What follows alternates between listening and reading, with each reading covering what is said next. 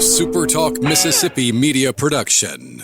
The Mid-Delta Auction Company Spring Consignment Public Auction is happening Friday, March 20th in Greenwood. Agricultural, construction, trucks and trailers, and more. Visit www.mdauction.com or call Will Jeffcoat at 662-299-2414.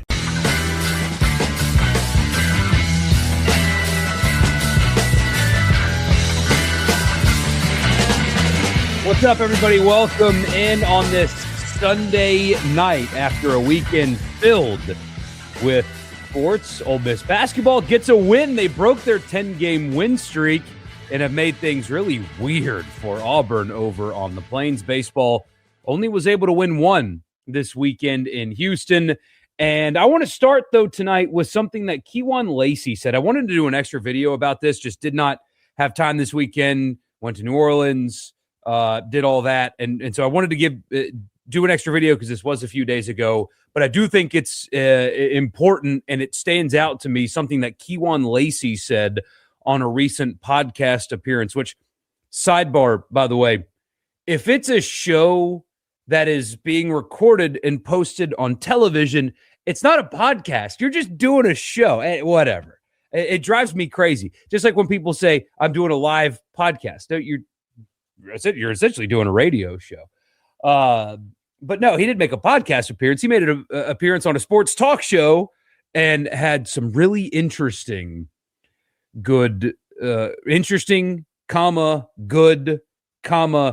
confidence boosting things to say about the state of your program. So we'll do that tonight on this edition of the show. My name is Michael Borky. Glad that you guys are here. Don't forget to subscribe wherever you get your podcasts. Wherever you get them, subscribe. Because I don't want you to miss anything, extra episodes, all that. Really important to me that you subscribe on your favorite podcast app. Also, right here on YouTube, leave a comment, subscribe, all that good stuff. I would really appreciate that. And this edition and every edition of the show is brought to you by Logan Smith Shelter Insurance.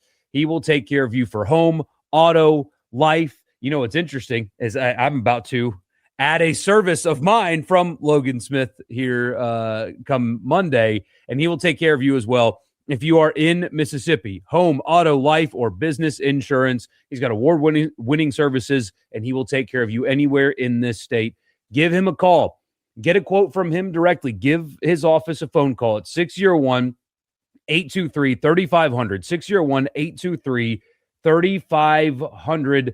They will take care of you, and more importantly, tell him that it was me that sent you for all of your auto, home, life, and business insurance needs. So I want to start with this podcast appearance. Kewan Lacy was on the White House with Michael Irvin, actually, and I believe Brandon Marshall was also on this episode. I watched it. I can't remember who it was that was with him. That's embarrassing on my part, but I did save the comments that he made. It's a really good conversation, by the way, if you want to check it out. Again, it's called The White House with Michael Irvin. Players do not do enough of this. And I like how in modern media, they're branching out a little bit more, like Bryson Sanders did his podcast tour. And I think that he gained fans by doing that, right? I think that's very important that players start doing things like that. I even got feedback because I played the Micah Pettis interview on the radio show, and people were like, I haven't heard him talk before. That's the first time I've ever seen him. And now, even though he left, he gained a fan in me because I never got to hear him before. So I think that college programs are missing the mark big time by not letting more of this happen. Sometimes, guys, if you want to talk to players, especially in football, it is an impossibility. I mean, you can't. So good on the ones that do, and good on Kewan Lacy. You guys need to watch this if you can. The quotes and all that stuff are out there as well, even if you don't feel like watching the entire thing. But here's the money quote. Here's why I brought you guys here. They were talking about, and Michael Irvin framed it as, in the past, Ole Miss has been a stepping stone or a springboard. You go to Ole Miss to launch your career and to do something different. In this era, I don't like the way he framed that, but get nitpicky there. And you did just, Lane Kiffin just pulled that BS that he did in the way he handled it. But that was the way Irvin framed the question to Kewan, was like, why did you choose not to take your momentum and take what you did at Ole Miss and launch yourself into something different. And here is Kewan's quote. It was a lot of factors that came into it. There was a lot of schools, great opportunities, but I just felt like what we've built at Ole Miss is remarkable. The people we've got coming back, we've got Trinidad coming back, the receivers, and then the people we got out of the portal for the defense, I just feel like we're building something special. I trust Pete to lead us in the right direction, end quote. It was also funny. He said, after he said that, he goes, I mean Golding. And the guy's got a kick out of it because he called his coach Pete instead of Coach Golding or whatever. But then they followed up with, okay, you said, you were given opportunities. Straight up, be honest with us. Was it more money? And Kewan just nodded his head, goes, yeah. Mm-hmm. Like affirmative, yes, I was offered more money to go somewhere else. That, to me, it's good, obviously, for Ole Miss, and this is an Ole Miss-based podcast. It's interesting, though, and something that I say all the time. I'm a repetitive person, I know, so forgive me if you've heard this before, but yes, there are a lot of players in this era that are just mercenaries, that are just getting advised by people or don't care or don't try to establish bonds in culture and relationships and whatever with where they are, and they'll just go to the highest bidder. And that's not the case for every single player. There are many players on this Ole Miss roster that got offered more money that chose to stay. And so I don't like when people just automatically assume college football player, mercenary, doesn't care about my school, doesn't care about anything. I hate that. And here's another example of a player that, so some people may not believe him, but believe him. Kewan Lacy is the type of player that could have leveraged the portal and could have named his price. He is the type of back that they don't grow on trees, right? A guy like him is unique because he's a selfless player the way he plays, his style of play. Like, obviously, he's got elite breakaway speed. His balance is outstanding. Physicality, I mean, his yards after contact he's a complete back. And also his pass blocking is outstanding. Apparently, he's a quality teammate in the locker room, kind of an unassuming guy, but just goes about his business and like that there's no ego there. And like the guys like playing with him. He's a complete player. And a guy like him could have leveraged the portal, gotten in the portal, and gotten all of the richest programs in the country, Ohio State and Texas A&M and whoever the hell, and everybody would have gotten in on the bidding war to try to obtain Kewan Lacy's services. Now, and let's be honest, all of that stuff already happened, right? I mean, it all... that goes down behind the scenes too. Negotiating happens. And let's not kid ourselves. He is obviously getting paid very handsomely to stay at Ole Miss. Kewan Lacy is getting paid a lot of money to play running back for Ole Miss in 2026. But he could have gotten paid a lot of money to play anywhere in 2026. Again, Texas, Ohio State, whoever. He could have gotten in the portal and gotten paid handsomely. And in his own words, and you should believe him, he could have gotten more money to go somewhere else, but he chose to stay at Ole Miss. And that being his position and understanding who left and who got promoted as head coach should be really, it should be confirmation, and that the program, the culture, whatever, was bigger than just one person, and that you have an internal belief that just because Lane Kiffin left does not mean the program is going to fall off, that you have players, offensive players. You guys remember when the LSU and Florida thing started heating up, and obviously Kevin Smith was going to follow Lane Kiffin. What did everybody say, especially after Kiffin went to LSU? What was the narrative down there? Once Ole Miss loses, Kewan's going to LSU. It was a foregone conclusion. People that cover LSU, even national people, he was done. Kewan Lacy was going to LSU for sure. He's going to follow Lane. He's loyal to Lane. That we saw that, right? He's loyal to Lane, and he's loyal to Kevin Smith. And so a player like that, an offensive player that got the full court press on, looked at the situation that he's currently in, looked at the leader of the program, looked at who they brought in as an offensive coordinator and that staff, and decided to stay. That should be more confidence inducing than really anything else. That you got quarterback to stay the way that he did, and now you got running back to stay the way that he did, despite losing head coach, offensive-minded head coach, and offensive coordinator and running backs coach to LSU, and the millions of dollars that were offered to follow, and decided, you know what? I'm good. I'm going to get paid well, obviously. They're going to take care of me financially, but I'm good here. That matters so much for the perception of your program. That matters so much for what I think, because a guy like Kewan, I imagine, I don't know this for sure, but I imagine he's got a lot of people in his corner advising him, right? Agent, NFL people, stuff like that are helping him with his decision-making. Not only was he comfortable, but the people around him, the people advising him, are not only okay with what has happened with his current team, but have endorsed signing a lesser deal to stay where he is. That matters so much, considering the perception of the program and all that stuff when Kiffin left. And even in this podcast, this show, the question was led by Ole Miss is looked at as a springboard to go somewhere else. Why did you stay? And that was the answer that was given. It's incredible. And that matters so much more than anything else that could be said this offseason, that a guy like him that could have named his price anywhere in the country, high-profile player, was elite in the college football playoff. His head coach, his running backs coach, his offensive coordinator goes somewhere else, and millions of dollars followed, and he decided to stay. That is a big deal, and that matters a ton. And so that's why I wanted to talk about it with you guys tonight instead of leading with basketball or whatever, because that is a really big deal. And Kewan Lacy needs to talk more. They need to put him in front of more cameras. Get him out there, because that's why. Because there. That's exactly why. So I see comments about baseball and basketball, so we'll get to those after I tell you the podcast is brought to you in part by Priority One Bank. 16 locations in Mississippi, so there's very, very likely to be one that's close to you. You can bank with me at Priority One Bank.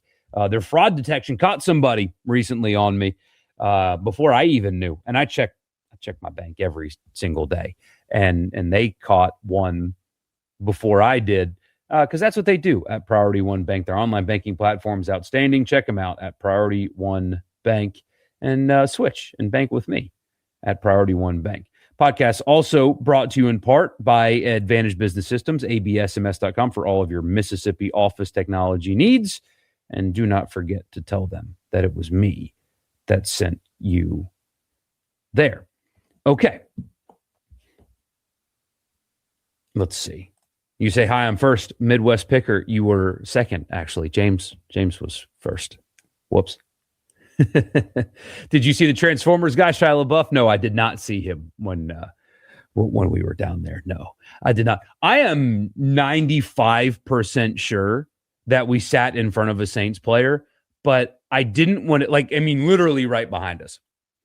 And I didn't want to Google the roster because he would have seen me.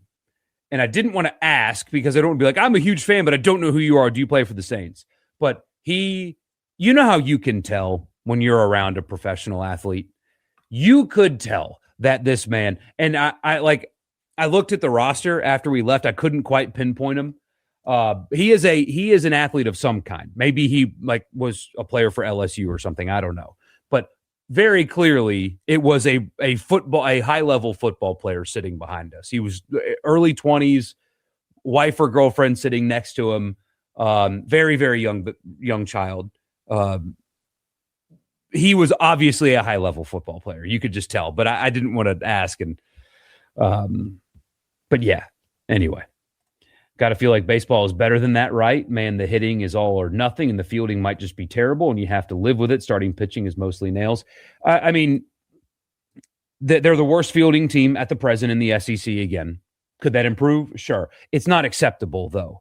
And people, our radio audience got mad at me for saying that because, it's too early. It's too early. It's not too early. This is years of this, of them being awful in the field, and they can't do routine small ball defense. It's a problem, and it's been a problem, and it's not just shortstop.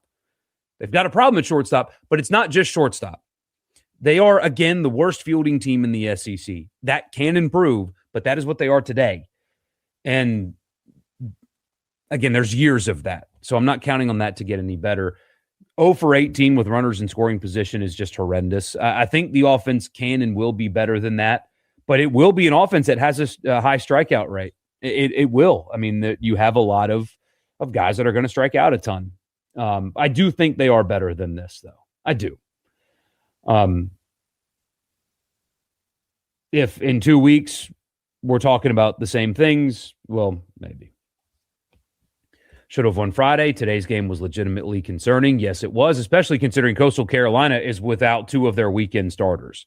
So that was deep into the Coastal bullpen and pitching staff, and you score 2 runs.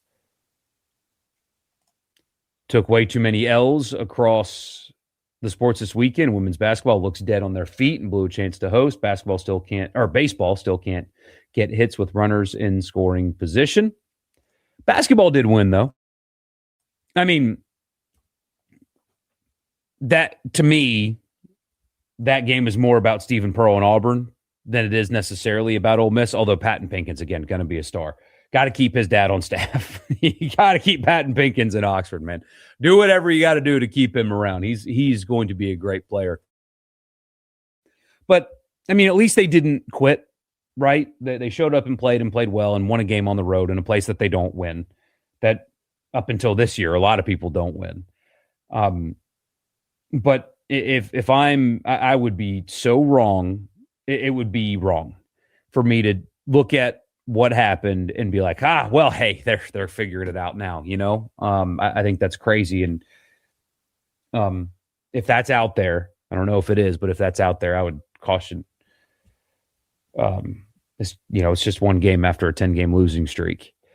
There's a lot of wrong that needs to be righted with the program, and some statements on Reb Talk are not enough to fix what's wrong. It's not a lack of commitment from the head coach that is lost. Again, I believe in him.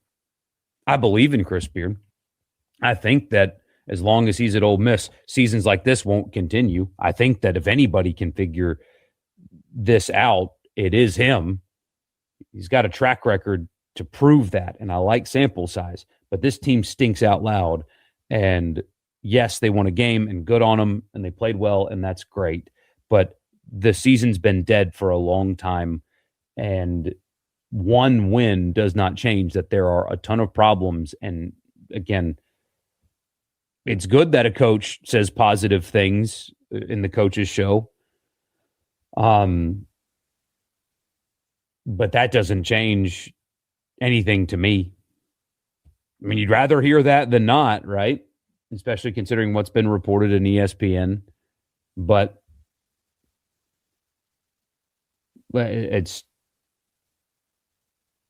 I'm very cynical about this basketball team because they should be a lot better. They had the resources to be better, and they're not. I guess you saw what maybe they could have been. That's also an Auburn team that's lost 7 of 8 and have no business being in the NCAA tournament. Also, John Cohen had no business giving Bruce Pearl's son, whose only coaching experience is coaching for my dad, a 6-year contract. But that's John Cohen for you. I mean, Pearl very clearly retired at that specific time to force his son to get the job, right? Obviously, it went down like that, and not enough people criticized that at the time. But more importantly, Hayden and I got a good laugh about this on the show. Who made John Cohen give him a 6-year contract? Make him the interim for a year. You're starting practice. The guys aren't going to leave because the season's right here. Give him a 1-year interim year, and if it goes well, great. And if it doesn't, like it's not, you can run an actual search and hire a real coach. But yeah. Bianco needs to switch up the lineup, move Utermark down to clean up, and move Federico up to the second spot. I would that might be a position I would give maybe somebody else a look over these next 4 games. We'll see. Seen some LSU fans talking about how they have to temper expectations and win 8 or 9 games in year one, and that's walking back the hype. That's a team that has to make the playoff and win games in it. Yeah, it's amazing, isn't it? You go that, and that's. I think I said this last time with you guys, but you can't spend months doing just different. We have higher expectations. We get better players, and then drop $50 million on a roster and then say, well, it's fine if we win 8 games. Can't do that. Nope. Are you different or not? Indiana won 11-1 in year one under Cignetti, won the national championship in year 2. He's lost a football game in 2 years. And, he's not in the SEC. I'm sorry. Have you looked at what the SEC is right now? Is it really unimpressive to lose 1 game in 2 years in the Big Ten when look at what the SEC did in the postseason?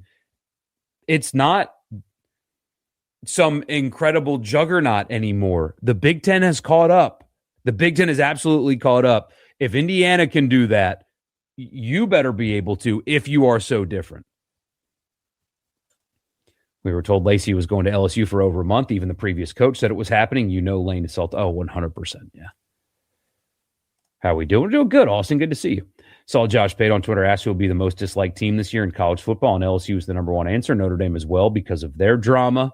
Yeah. And you know what's interesting is people and especially college football media at large loves LSU disproportionately.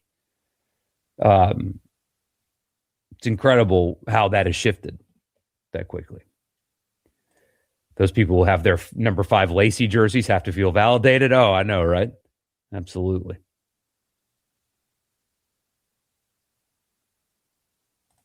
Keep in mind, he said I was offered money, so he just admitted tampering. No issues with it because they all do it. Yeah, I mean, that's just the game, though. That's just the game, though.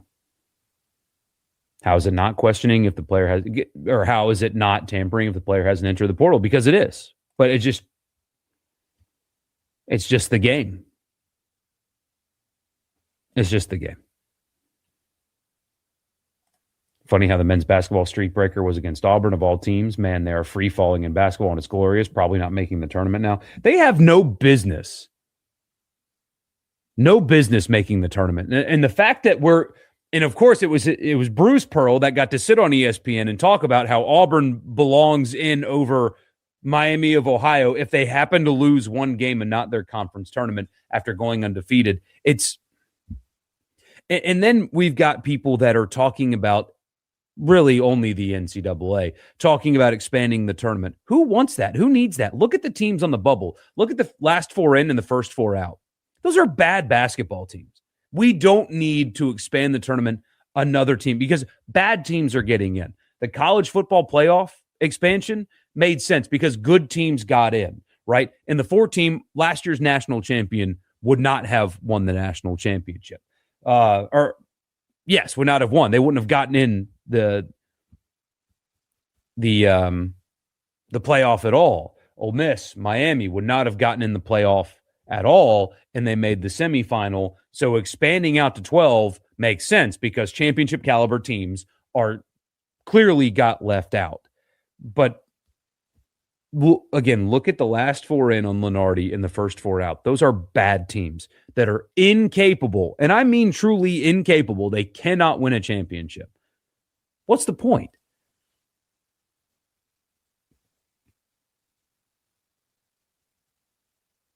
Wouldn't celebrate Auburn's fall off in basketball if Beard has a better year next year and Auburn does it. Look for them to make a run at him. Who cares?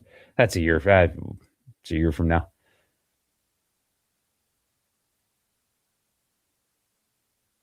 Pete Golding was huge as well in terms of retaining. Absolutely. I mean, listen to the way Micah Pettis talked about him. Micah Pettis, a guy that was at Ole Miss, that played offense, who transferred out of Ole Miss, and then listen to what he says about Pete Golding. That matters. Lacy has 1 more season of college football, and he's playing with his man Trinidad. Don't have to move again for his last year in college football. Factors in. A lot of it factors in. Absolutely. But a lot of people, I mean, guys, I know you're not going to like hearing this, but look at Mississippi State, for example. They've been bad. That's an objective fact. Even their fans won't get mad at that. Kelly Jones could have named his number and gone anywhere. If he'd have entered the portal, there would have been a bidding war after his services. He's possibly going to be a first-round pick in next year's draft. But he chose to stay. They took care of him financially. Guy, they're not all mercenaries. Some guys do respect and love and grow to appreciate where they go to school. You're an SEC football player. Got a lot of people that, and a guy like Kelly Jones, when he's done, will be able to lean on Mississippi State in the future. 10 years down the road, 20 years down the road.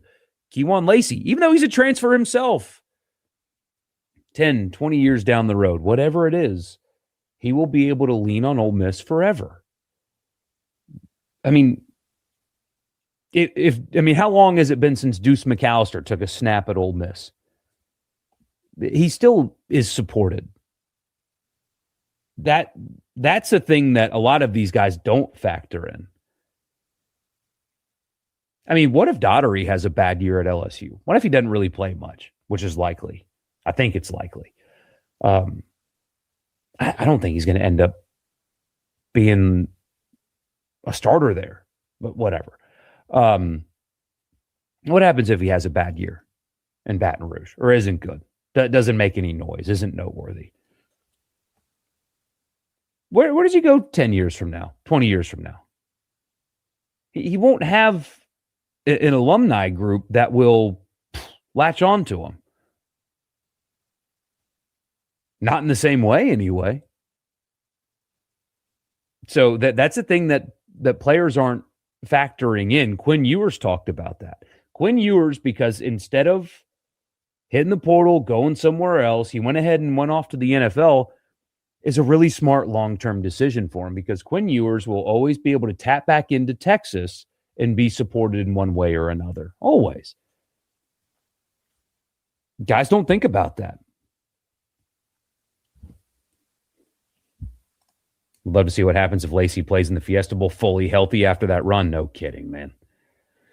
No kidding. They needed to allocate about $2 million more to the defensive side than they did going into last season. That's what they needed to do. This duo of Lacy and Trinidad's a great representation of your program. Oh, absolutely. Just wait until media days. They're going to be awesome. Thoughts about some of the draft combine results, both Ole Miss and other notable players. So I didn't watch as much combine or keep up with it since we were on the road, but I do know that Dejon Stribling at 6'2", 207, running a 4.36 is outstanding for him.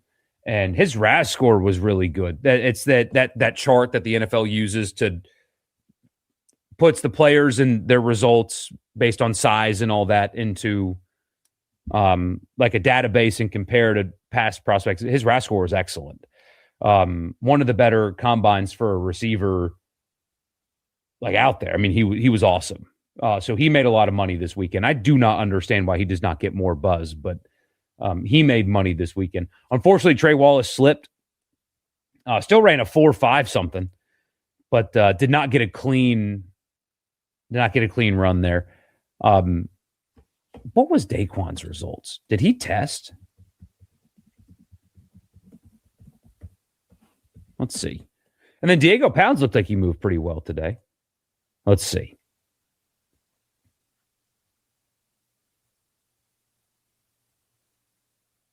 So next gen stats for whatever that is, ranked him as the 4th tight end at the combine. His prospect grade. Okay, let's see. Here it is. Here's his analysis.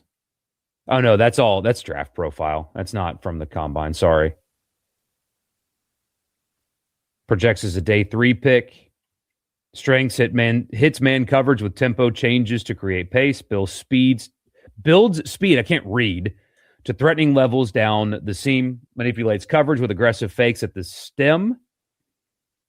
Instinctive in finding openings and opportunities in space. Locates safety and adjusts accordingly when working downfield. Searches for yards after catch and will find them, adjust in space, and lands as a move blocker. Weaknesses. Doesn't fight hard enough to clear clingy coverage, clunky getting in and out of intermediate breaks, inconsistent use of frame to box out defenders, labors adjusting to low and back hip throws. Interesting. Run blocking technique at the point is below average, needs to become a more consistently competitive blocker. Interesting. So he got, after the combine, they list him as an average backup or special teamer to good backup with the potential to develop into a starter. There you go. He's not that big, unfortunately. He only measured at 6'4", 246. So that, I mean, that's still huge. He's a big dude. But I can't find combine results, though.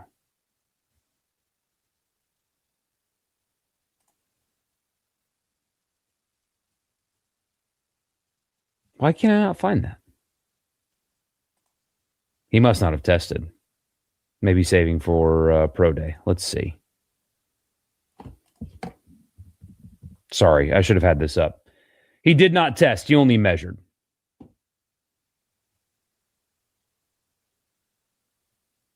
He's in the 12th percentile of hand size. Interesting. Because that apparently matters now. The former Wake Forest reunion at receiver you're intrigued by? Do you think Ole Miss basketball had to reach and overpay for players due to being turned down by original targets late? It seems that some players have to have purchases. I mean, maybe there is something to that. But if you look at who they got, other schools wanted these guys. And if you look at how they've lost some of these games, I mean, do you look at every loss and think, just not talented enough? Or is it something more? The last 3 minutes in overtime in the LSU game the other night, was it, just not talented enough? Or did they get outcoached and outplayed? I think there's a lot of things wrong. They missed on a ton of evaluations, did not scout or allocate their money correctly. Malik Dia did not progress the way that they expected. Stuff like that. If Lacy is healthy in the second half, they can keep the ball more in the second half. The defense isn't as gassed and have an even better shot at getting the W. Yeah. This is 3 years in a row of mediocre to bad defense on baseball? Yes. Over the last 3 years, they've been the worst defensive team in the SEC. And they are again so far right now.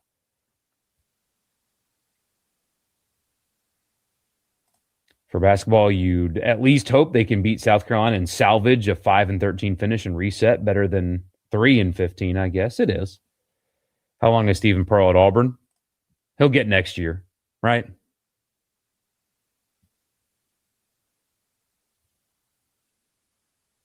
How much longer is Jans at State? He'll get another year. He has to. He's made the tournament 3 years in a row until this year, right? He has to.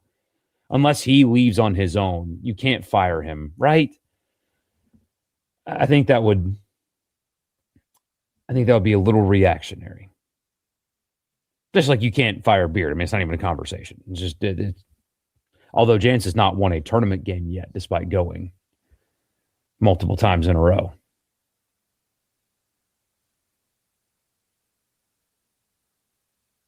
Is John Cohen the worst AD in the SEC? If not him, who?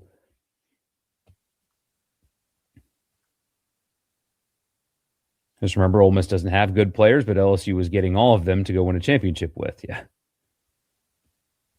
Lacy should have been at Ole Miss to start with. He absolutely should have. 100%.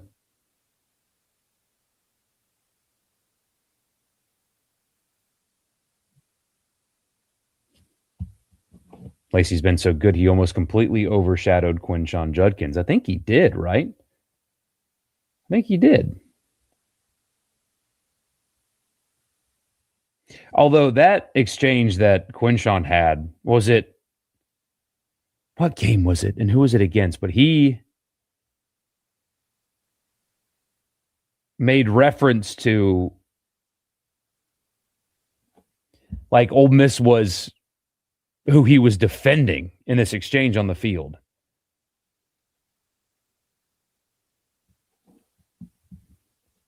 Lanier Gothi's getting... Okay, so that's way before my time, by the way. But yeah, he got hired. I don't know what they said his position is yet. Let's see. Just member of his defensive staff.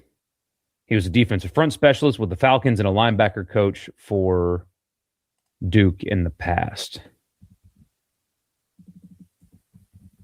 That is before my time, though.